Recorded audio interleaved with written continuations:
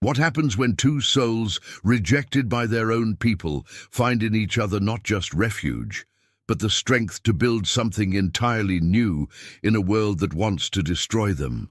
Let us know in the comments what part of the world you're watching from. The morning sun cast long shadows across the red rocks of the Sonoran Desert as I watched my world crumble into silence. But then again, my world had always been silent. What was crumbling was everything else I had known. My name is Bidziil Crow Feather, though most of my Apache brothers knew me as Silent Wolf, a name that began as mockery but became my strength. I was born into the Chiricahua Apache Nation 23 summers ago, emerging into this world without the gift of hearing. Now, standing at the edge of our camp in the Dragoon Mountains, I knew the answer to whether my silence was blessing or curse.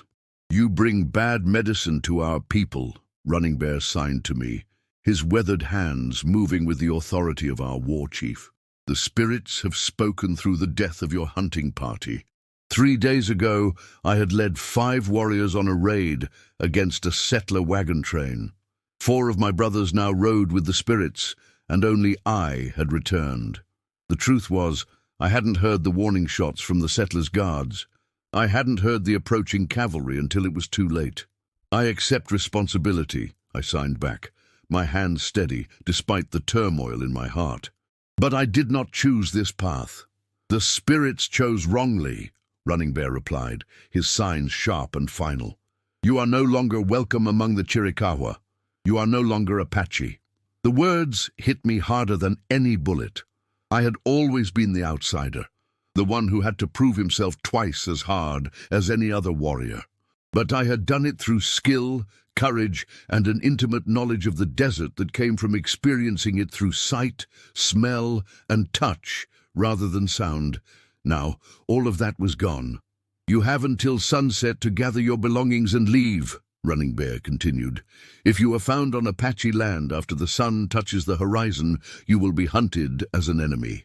I nodded once, sharply. I gathered my weapons, a Winchester rifle, a bone-handled knife that had been my father's, and a leather pouch containing my remaining ammunition. I took my horse, a sturdy pinto mare named Tehia, and what little food I could carry. As I mounted and prepared to ride into exile, my cousin Grey Fox approached. He was one of the few who had never treated me as inferior because of my deafness. "Brother," he signed, glancing around to make sure no one else was watching, "this is not right. You are Apache. You will always be Apache. The council speaks for the spirits," I replied, though the words felt hollow. "The council speaks for fear," Grey Fox countered. "You see things others cannot see. You feel things others cannot feel. That is not a curse. That is a gift that got our brothers killed. A gift that saved you when it should have saved them all. Perhaps the spirits kept you alive for a reason." I wanted to believe him, but as I looked back at the camp that had been my home for 23 years, all I felt was emptiness. The children who had once watched me in wonder now looked at me with fear. The women who had once praised my hunting skills now whispered among themselves. I was cursed. I was dangerous. I was no longer one of them. As the sun began its descent toward the western mountains, I urged Tehia into a steady trot, heading southeast toward the territories controlled by the white settlers. It was the only direction that made sense. Going north would take me into hostile Navajo territory, west would lead me deeper into Apache lands where I would be hunted, and south would take me into Mexico, where Apaches were shot on sight. For 3 days, I rode through the desert, avoiding the main trails and keeping to the rocky terrain. I survived on the jerky in my pack and the occasional rabbit I could catch. Water was scarce, but I knew the desert well enough to find the hidden springs that most travelers missed. It was on the 4th day that I saw the smoke. Rising from a small valley hidden between 2 ridges, the thin column of grey smoke spoke of a fireplace, not a wildfire. As I crested the ridge and looked down into the valley, I saw something that made me pause in confusion. It was a homestead unlike any I had ever seen. The main house was built in the white man's style, with wooden walls and a shingled roof, but it was surrounded by a garden that looked more Apache than settler. Corn, beans, and squash grew in the traditional Three Sisters pattern, while desert plants like prickly pear and agave had been cultivated alongside more familiar crops. But what truly caught my attention was the woman working in the garden. She was clearly white, with hair the color of autumn wheat and skin that spoke of English or Irish ancestry. But she moved through the desert plants with a knowledge that few settlers possessed, harvesting prickly pear pads with the skill of someone who had been taught by Apache hands. As I watched, she suddenly straightened and looked directly at me, despite the fact that I was more than 100 yards away and hidden behind desert scrub. Our eyes met across the distance, and I saw something in her gaze that I hadn't expected. Not fear, but recognition. She knew I was Apache. She knew I was watching her, and she was not afraid. After a moment, she raised her hand in a gesture that was neither threatening nor welcoming, but simply acknowledgement. Then she turned and walked toward her house, disappearing inside. I should have ridden away. Every instinct told me to put distance between myself and this strange place, but something about the woman's calm acceptance of my presence, combined with the fact that I hadn't eaten a proper meal in 4 days, made me reconsider. As the sun began to set, painting the desert in shades of gold and crimson, I made a decision that would change everything. I guided Tehia down into the valley, toward the homestead, and the woman who had looked at me without fear. The house was larger up close than it had appeared from the ridge. It was well built, with a wide porch and glass windows that spoke of prosperity. But there were other details that told a different story. Bullet holes in the wooden walls, a garden that was partially destroyed, and an overall air of isolation that suggested this woman lived very much alone.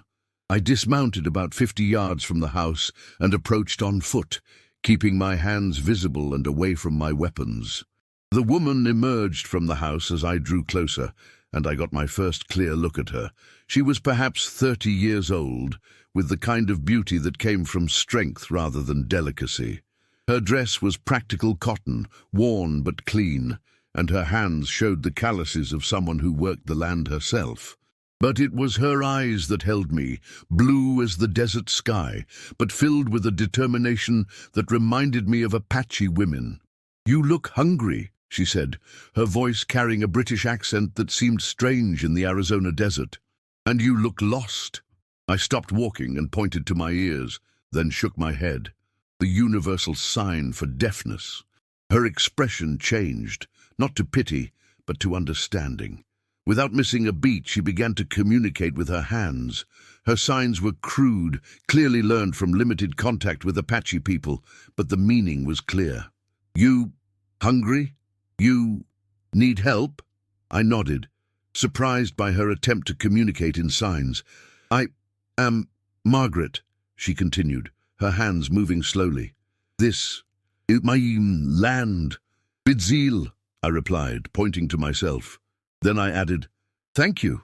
She smiled, the first genuine smile I had seen in days. "Come, food, we talk." As I followed her toward the house, I noticed that she walked with a slight limp, favoring her left leg. There was a story there, just as there was a story behind the bullet holes in her walls and the defensive way she had positioned herself when she first saw me. The interior of the house was as surprising as its owner. The furniture was clearly expensive, shipped from back east, but it was arranged in a way that suggested practicality over display. Books lined the walls, and there were maps and papers scattered across a large wooden table. "Sit," Margaret said, gesturing to a chair by the fireplace. "I'll get you something to eat." As she moved around the kitchen, I studied the maps on the table. They showed the local area in great detail, with markings that indicated water sources, game trails, and what appeared to be property boundaries. But there were other markings too, red X's that seemed to indicate danger. "You read English?" Margaret asked, returning with a plate of venison stew and fresh bread. I nodded, accepting the food gratefully. "Then you can see what I'm up against," she said, settling into the chair across from me. Every red X on that map represents a time someone has tried to force me off this land. The bullet holes you probably noticed outside, those are from the most recent attempt. I ate in silence, processing this information. Here was a woman who, like me, was fighting to survive in a world that didn't want her.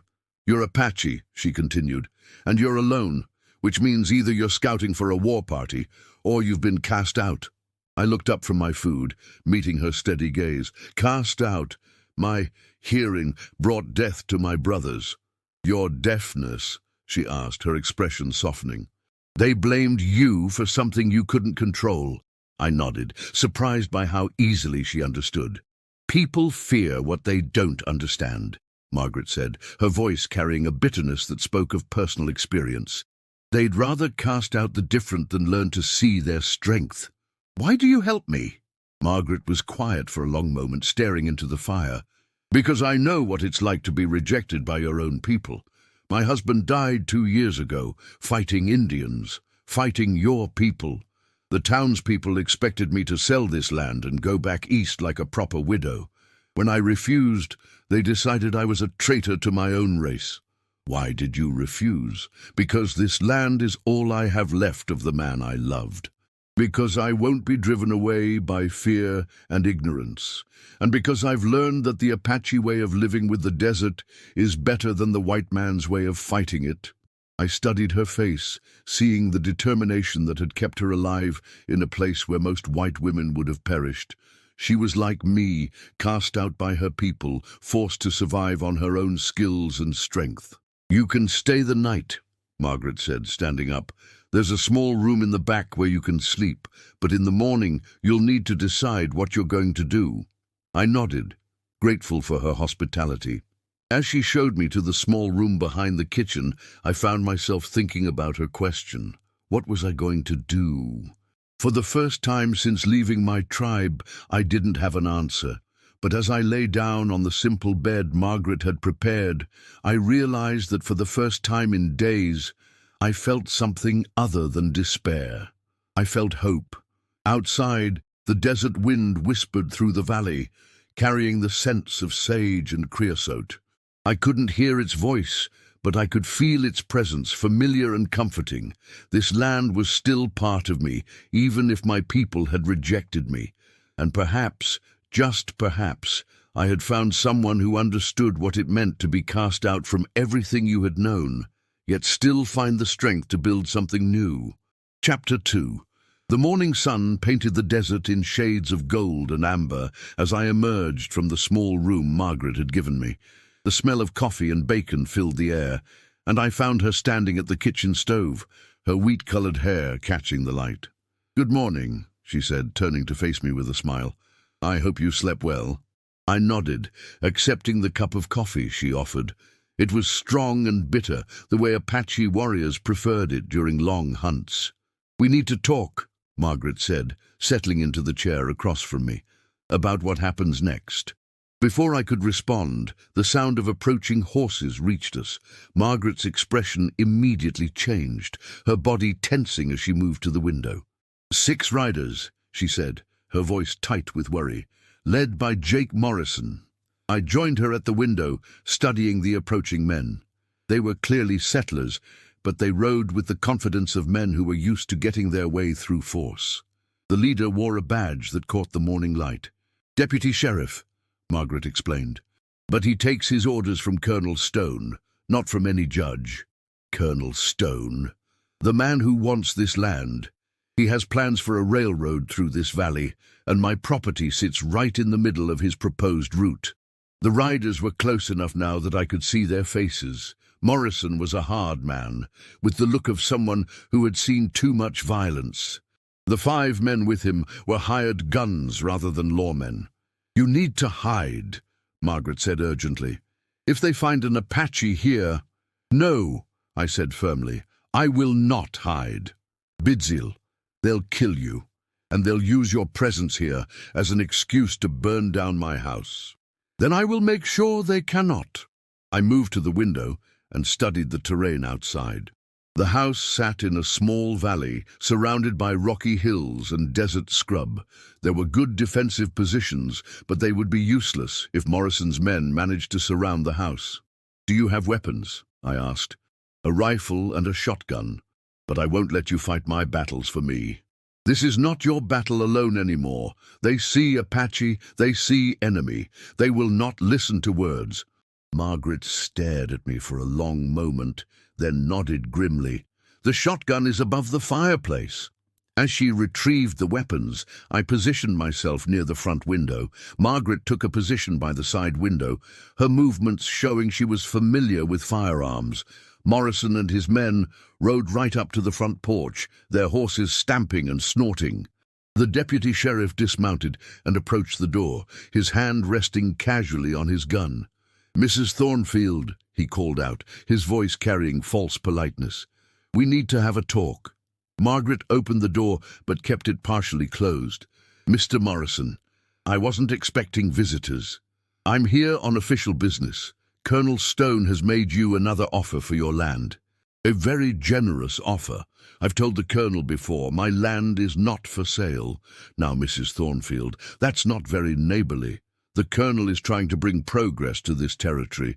Surely you can see the benefits." "The only thing I see is a man who wants to steal my land because he's too cheap to buy a root around it." Morrison's expression hardened. "You're a widow, ma'am. A woman alone in dangerous territory.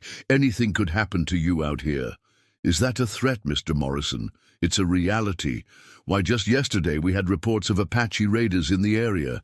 Savage killers who would think nothing of burning out a defenseless woman." I tensed at his words, understanding the game he was playing. "I can take care of myself," Margaret replied coldly. "Can you now? What if I told you we have evidence that you've been harboring enemies of the territory? I'd say you were making things up to justify stealing my land. Or maybe I should search your property right now. Make sure you're not hiding anything, or anyone." That was when I made my decision. I stepped into the doorway behind Margaret, my Winchester held ready but not aimed. The effect on Morrison and his men was immediate. They scrambled for their weapons. "Easy, boys," Morrison said, though his own hand was on his gun. "We've got ourselves a real Apache here." "I am Bidziil Crow Feather," I said, my voice carrying across the valley. "I claim sanctuary with this woman, as is my right under the Treaty of 1852. Morrison laughed harshly. "Treaty?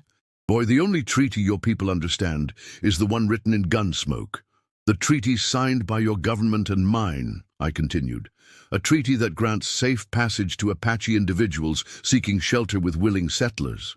Even if it was worth something, it wouldn't apply to a rogue Apache. Word is, you've been cast out by your own people." I felt Margaret stiffen beside me. News traveled fast in the territories. "Cast out or not," Margaret said, her voice steady, "he has as much right to be here as you do. More since I invited him. Ma'am, I strongly advise you to reconsider. Harboring a hostile Indian is a serious crime. He's not hostile, he's a guest who could cut your throat in the night. The only throat-cutting I'm worried about is from men who hide behind badges while they do other men's dirty work." Morrison's face flushed red. "You're making a big mistake, Mrs. Thornfield. A mistake that could cost you everything. The mistake would be trusting you or your Colonel Stone. We'll see about that." Morrison remounted his horse. "You have 24 hours to reconsider. After that, we'll be back with a proper search warrant, and if we find this Apache on your property, you'll both be coming with us." As Morrison and his men rode away, Margaret and I remained in the doorway until they disappeared over the ridge. "Well," Margaret said, finally lowering her shotgun, "that could have gone worse." "They will return," I said, "and next time they will come with more men." "I know." Margaret looked at me seriously. "I'm sorry you got pulled into this. My problems and your problems are the same problems. We are both unwanted by our people. We both have something others want to take from us. What do I have that you want? A place to belong, a chance to build something new." Margaret studied my face. "You're serious. You want to stay here." I want to help you keep this land. I want to learn how to live as you live, taking the best from both worlds. It won't be easy. Morrison wasn't lying about the dangers. Let them assume. We will know the truth. And what truth is that? I thought about the question, searching for the right words. The truth that strength comes from understanding, not from fear. The truth that two people who have lost everything can create something better than what they had before. Margaret was quiet for a long moment. Then she smiled. You know, my husband used to say that the desert teaches you to see possibilities where others see only obstacles. Your husband was a wise man. He was. And he would have liked you, I think. What happened to him? Margaret's expression grew sad. He was killed in an Apache raid on a supply train. Ironic, isn't it? He dies fighting your people, and now I'm offering sanctuary to one of your warriors. I am sorry for your loss. I'm sorry for yours too. Losing your tribe, that must have been like losing your family. It was. But maybe some losses make room for new kinds of family. Margaret looked at me with surprise, then slowly nodded. Maybe they do. The rest of the morning was spent in practical preparations. Margaret showed me her property lines, pointing out the natural defensive positions and the water sources. I shared my knowledge of Apache tactics, explaining how Morrison's men would most likely approach. You really think they'll come back? Margaret asked. They will come back, but they will underestimate us. They see a woman and a deaf Apache. They do not see the strength we can have together. What kind of strength? I pointed to the garden where Apache plants grew alongside English vegetables. The kind that comes from combining different ways of knowing the world. You have learned to live with the desert instead of fighting it. I have learned to see and feel things that others miss. And together we can see threats coming from directions they will not expect. We can use the land in ways they do not understand. That afternoon, Margaret began teaching me to read the maps and documents she had gathered about Colonel Stone's plans. The railroad he wanted to build would bring prosperity to the territory, but it would also destroy the delicate balance that allowed people like Margaret to live independently. He's not just after my land, she explained.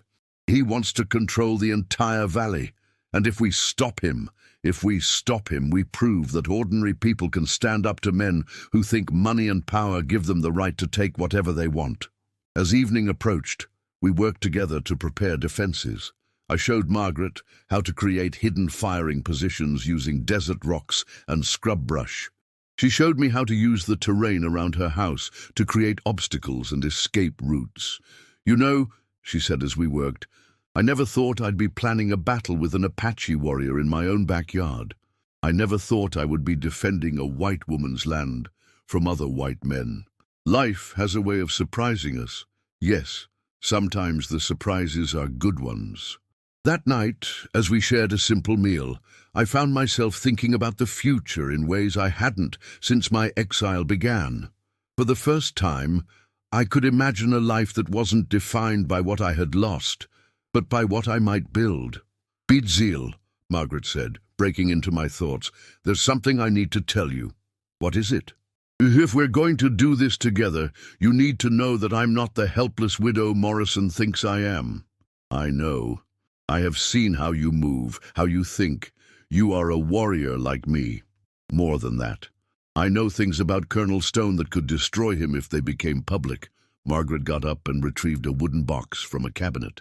Inside were papers, photographs, and what appeared to be business correspondence.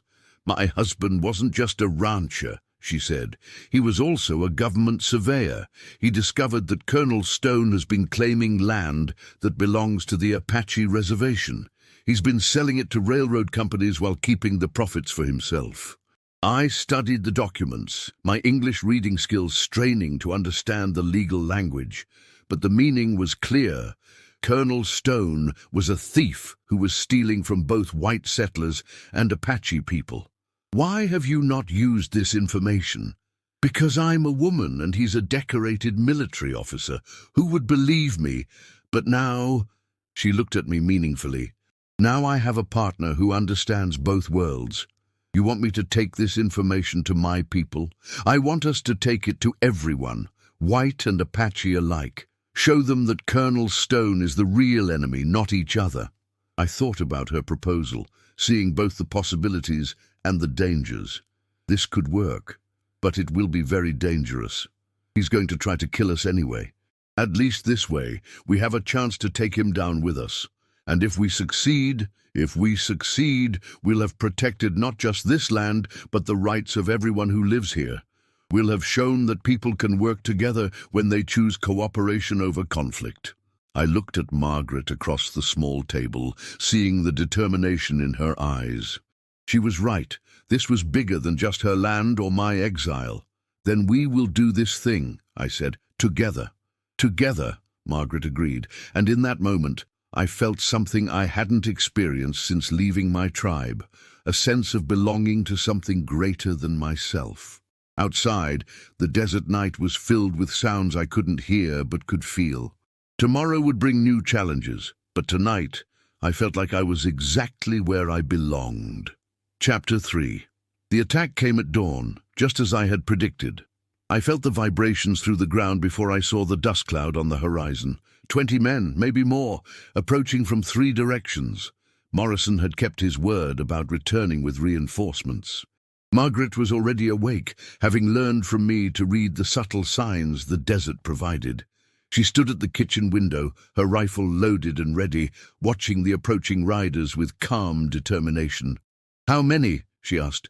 "Too many for a straight fight," I replied, checking my Winchester, "but not too many for what we planned."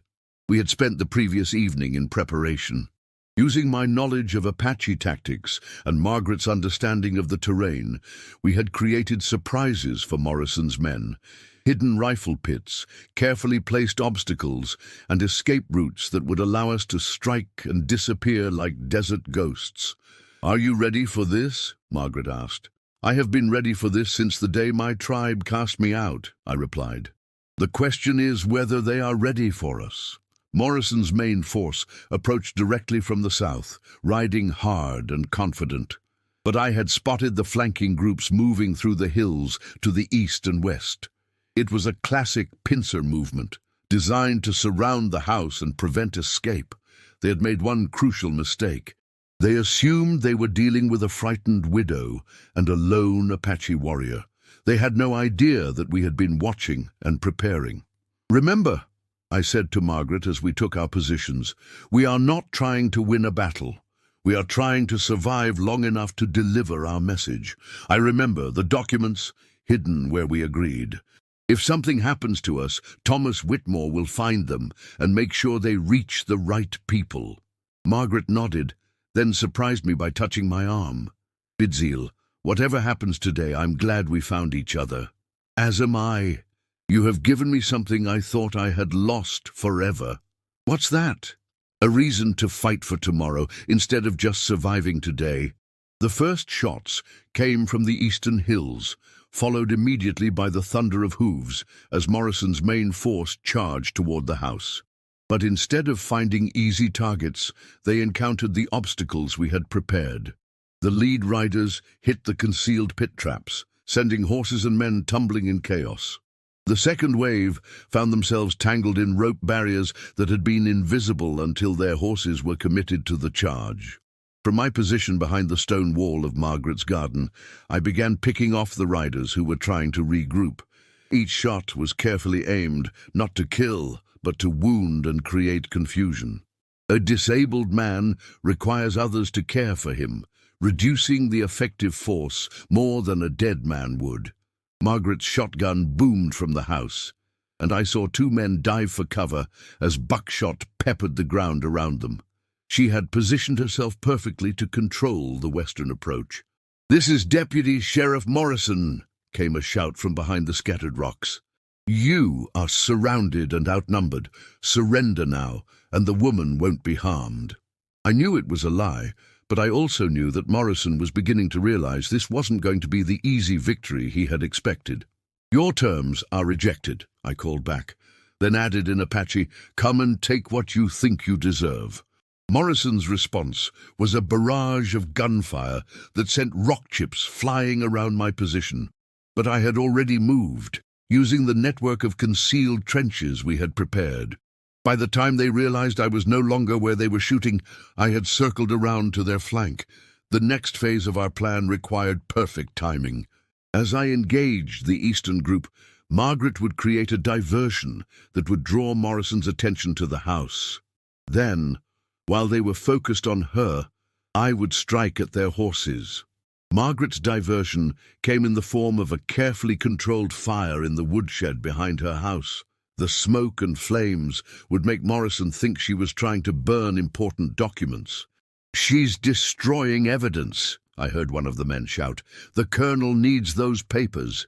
"Then we go in and get them," Morrison replied. "Jenkins, take 4 men and surround the house." It was exactly the reaction we had hoped for. As Morrison's men focused on the house, I worked my way around to where they had left their horses.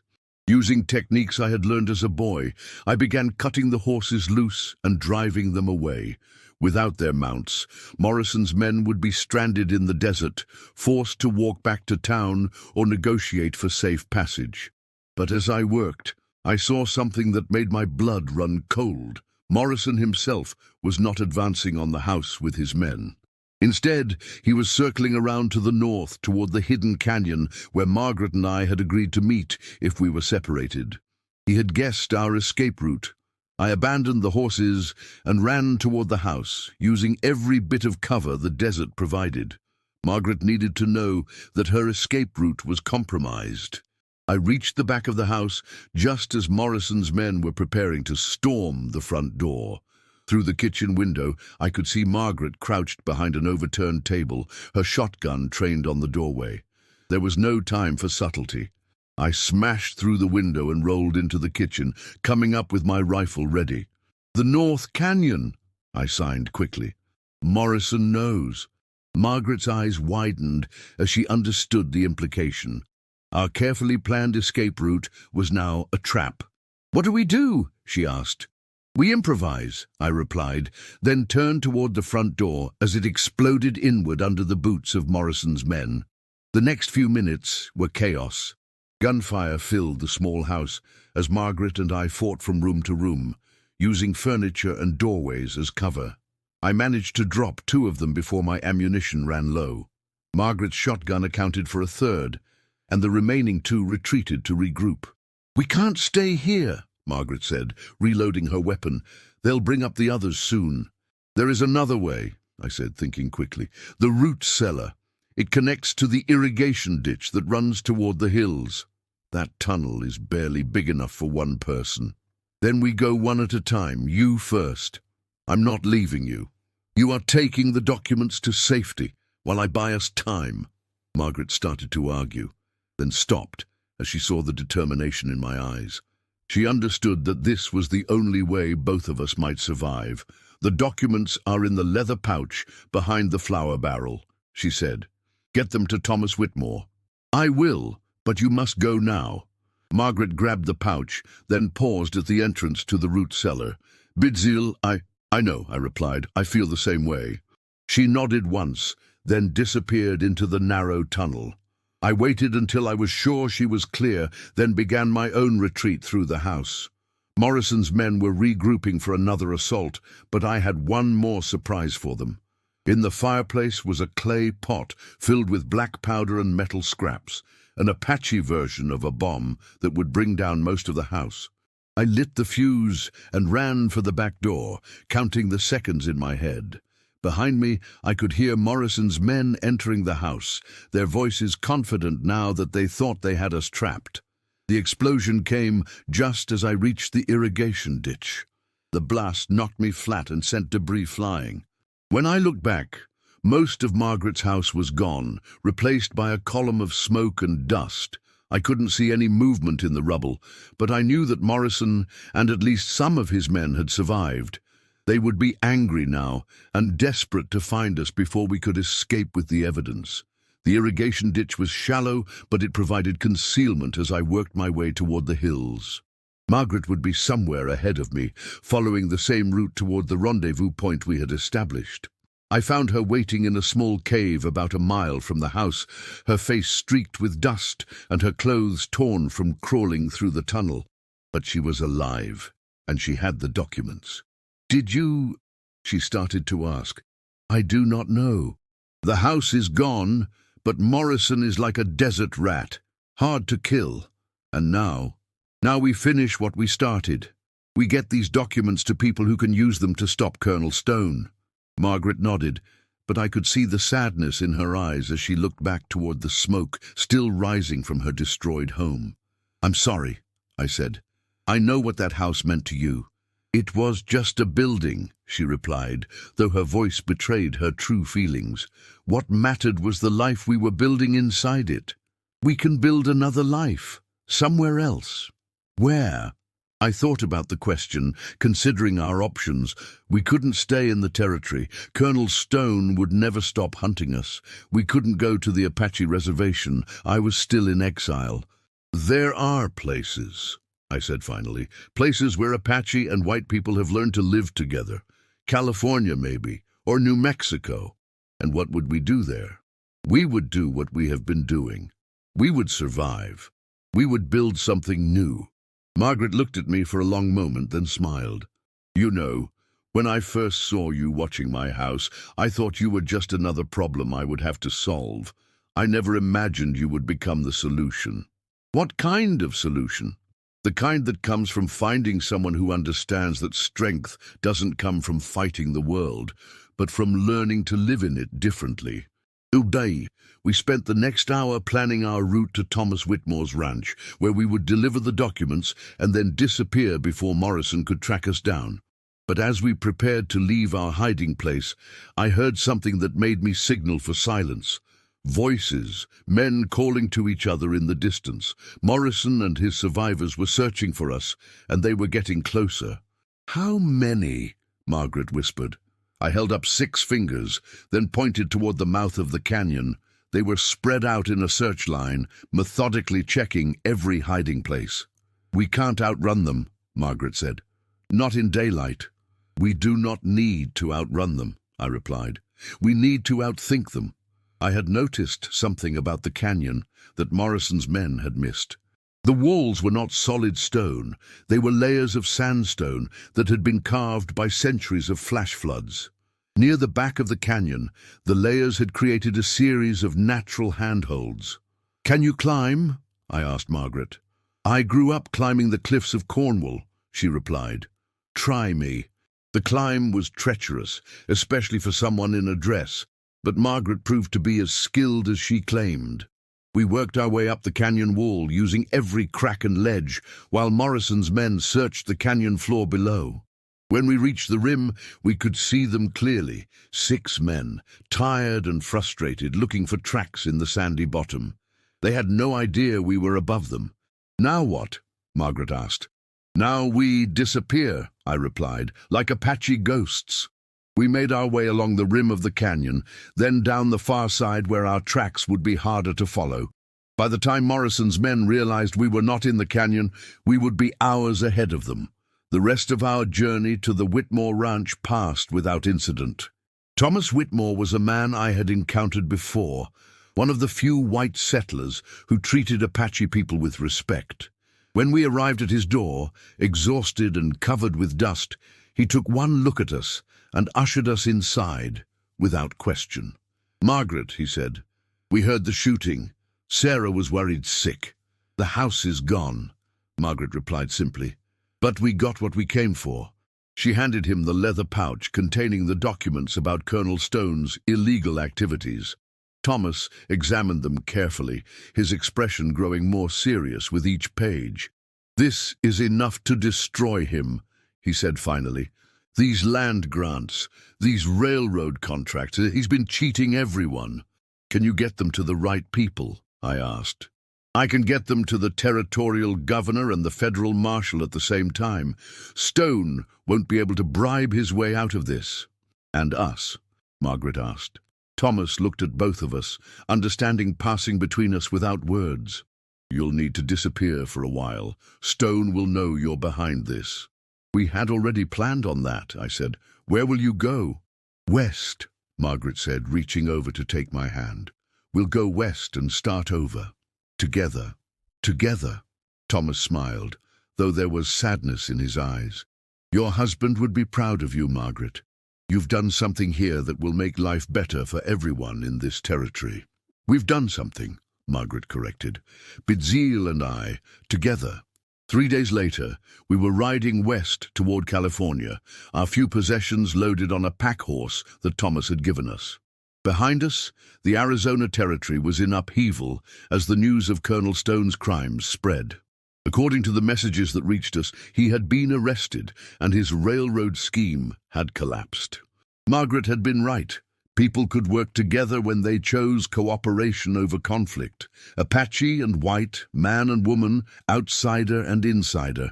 None of it mattered when you were fighting for something bigger than yourself. Do you think it will work? Margaret asked as we rode through the desert landscape. This partnership of ours? It has already worked, I replied. We have already proven that two people from different worlds can create something new together. And in California? In California, we will build a life that belongs to both of us. A life where being different is not a weakness, but a strength. Margaret smiled and urged her horse forward. Behind us, the sun was setting over the Arizona desert, painting the sky in shades of gold and crimson. Ahead of us lay the unknown, but for the first time since my exile began, the unknown felt like possibility rather than threat. The deaf Apache warrior and the stubborn English widow riding west toward a future they would create together. It was not the life either of us had planned, but it was the life we had chosen, and that made all the difference. Let us know in the comments what you thought of this story of redemption and partnership in the American West. Did you enjoy how Bidziil and Margaret found strength in their differences? Don't forget to subscribe for more epic Western tales.